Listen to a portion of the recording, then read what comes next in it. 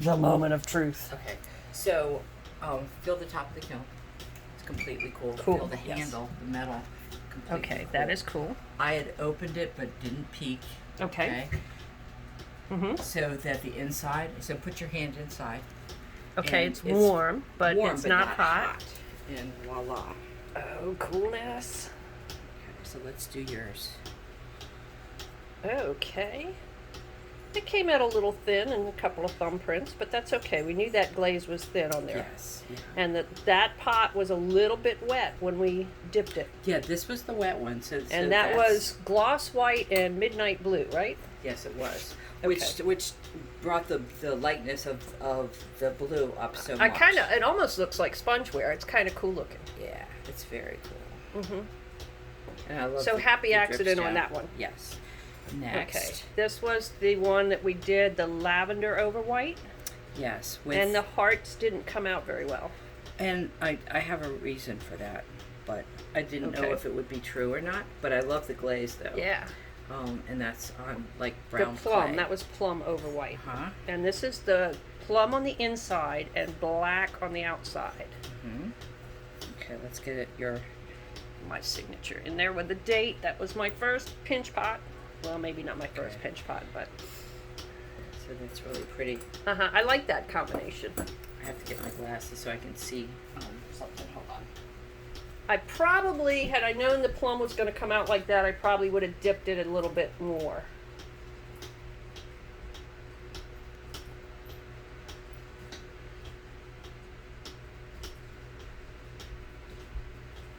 The glaze haven't been used in a couple months, so it's as they get used more, it'll become more evident, and you can see all of the natural imperfections of pinch potting.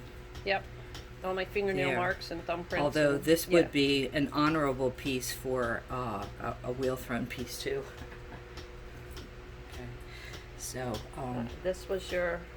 Now we did that one just in black inside and out. Just black inside and out. And this is on the dark brown clay. And so the point of this piece was really just a very closed. It could be a bud vase, but it's not even really tall enough for that. You can see it's very, very low. So this will just be an object of art. Could be a place to put a few paintbrushes in. Oh, that's a good idea. I have it actually in mind to give it to my daughter's mother. Okay. So my son's mother-in-law. All right. So that one kind of streaked a little bit. It's kind of cool. Yeah. But it didn't have enough, like it was way too thin to make a definite impression and stuff. So and that all was of the glazes. pour over of the plum, which again was a really thin consistency. It kept settling to the bottom, and the inside of that was the gloss white, right? Yeah, that's true. And the gloss white, you could kind of appreciate.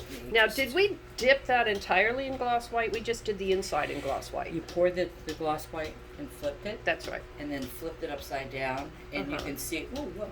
Yeah, that came out better. That is the actual color. That's the plum that we were hoping for on the outside. But, you know, who knows why. And then this one was black with the plum over it. So you just got some...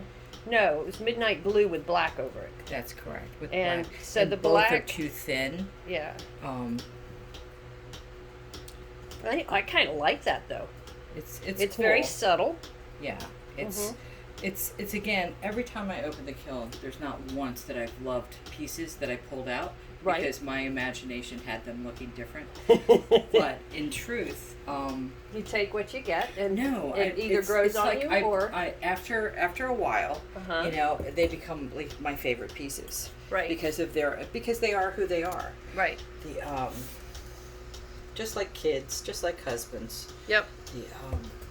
Well, I'm really happy with that. I would have liked the plum to be a little bit thicker on that little teeny one that we did. Piece. So I know why that it didn't. Do you want to record that or not? Sure. Okay. So we put white on it. And then with the wax resist, we drew, and then we put another coat over it. So the wax resist burns off first.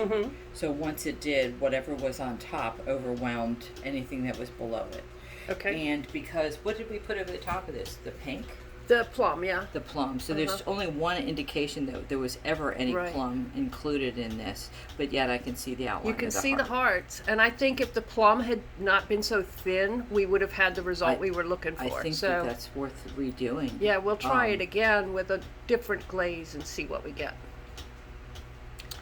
Yeah, awesome. Okay.